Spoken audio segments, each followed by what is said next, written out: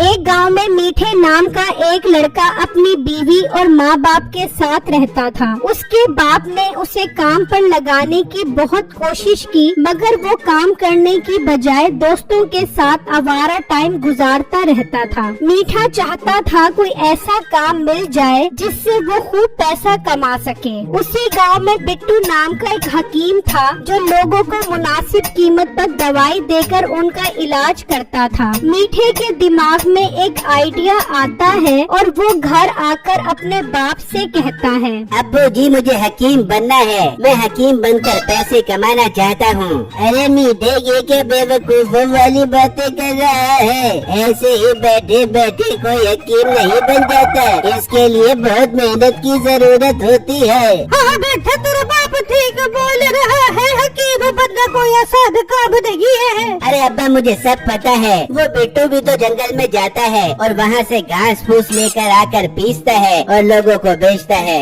अरे मीठे ये सब काम तो करेगा कैसे, तुझे तो जड़ी बूटियों के बारे में कुछ पता ही नहीं है। अब्बा इसमें कौन सी बड़ी बात है, मैं कुछ दिन बिट्टू के पास दुकान पर बैठ जाऊंगा और उससे काम सीख लूंगा, फिर मैं अपनी दुकान खोलूंगा। ठीक है बेटा जैसे तेरी मर्जी, कम से कम इस महीने घर में थोड़े पैसे तो आएंगे।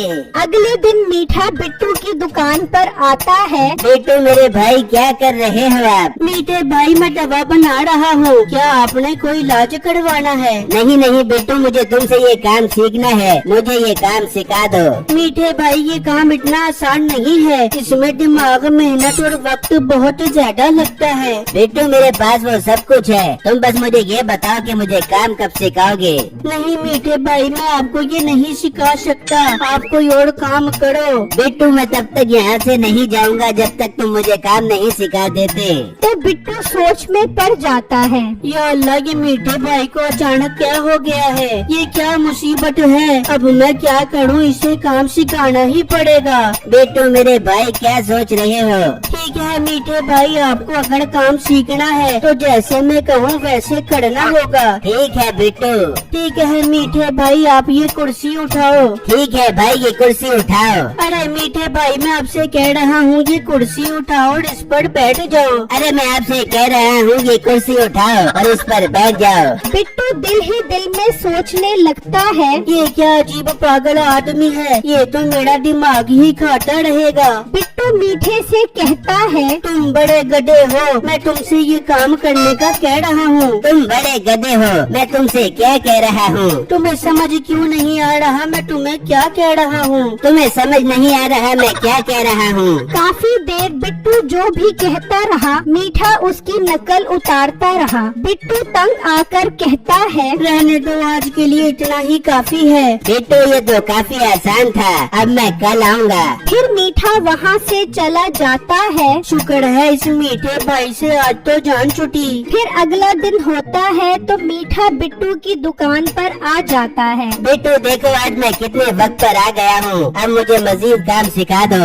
तभी वहाँ पर एक आदमी आता है। बिट्टू भैया खुदारा मुझे दवा दे दो, मुझे पेट में बहुत दर्द है। क्या हुआ भाई, पेट में दर्द कैसे हुआ? कल दावत में थोड़ी ज्यादा ही समोसे खा लिए थे, इसीलिए आज गैस हो गई है और पेट में भी बहुत दर्द है। मीठे भाई आपने काम सीखना है ना, तो चलो मीठे भाई वो सफेद रंग का डब्बा दो, उसमें अजवाइन और मेथी मौजूद है। मीठा बिट्टू को वो डब्बा देता है। बिट्टू उस दवाई को उस पैकेट में डालकर उस आदमी को दे देता है। भाई ये दवा आपने दिन में 3 मरतबा खानी है, जिससे आपका पेट बिल्कुल साफ हो जाएगा। जब पेट साफ हो जाए तो सारी बीमारियां दूर हो जाएंगी। फिर वो मरीज बिट्टू को पैसे देकर वहाँ से चला जाता है। मीठा ये सब देख रहा होता है और दिल ही दिल में सोचता है, ये तो काफी आसान काम है, मुझे बस अजवाइन और मेथी दाना ही तो कोट कोट कर बेचना है, इसमें कौन सा मुश्किल काम है। मीठा वहाँ से जाने लगता है तो बिट्टू उससे कहता है, मीठे भाई कहाँ जा रहे हो?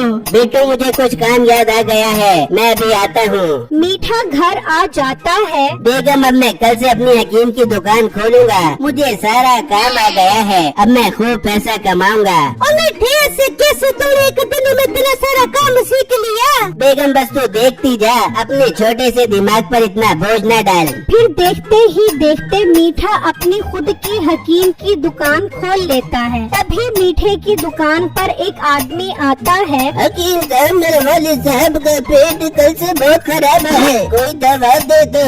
ठीक है भाई, आप फिक्र ही न करें, मैं आपको बहुत अच्छी दवा बना कर दूंगा, जो इस बिट्टू की दवा से भी बहुत अच्छा काम करेगी। फिर मीठा अजवाइन और मेथी दाने की पुड़िया उस आदमी को दे देता है। ये दवा आप अपने अब्बू को दिन में 3 बार देनी है। जब पेट साफ हो जाए तो सारी बीमारियाँ दूर हो जाएंगी। कितने पैसे हुए? सिर्फ 100 रुपए हुए हैं भाई। फिर वो आदमी पैसे देकर वहाँ से चला जाता है और घर आ जाता है। अब्बा जी, ये दवा आपने खानी है ताकि आपको जल्दी आराम आ जाए।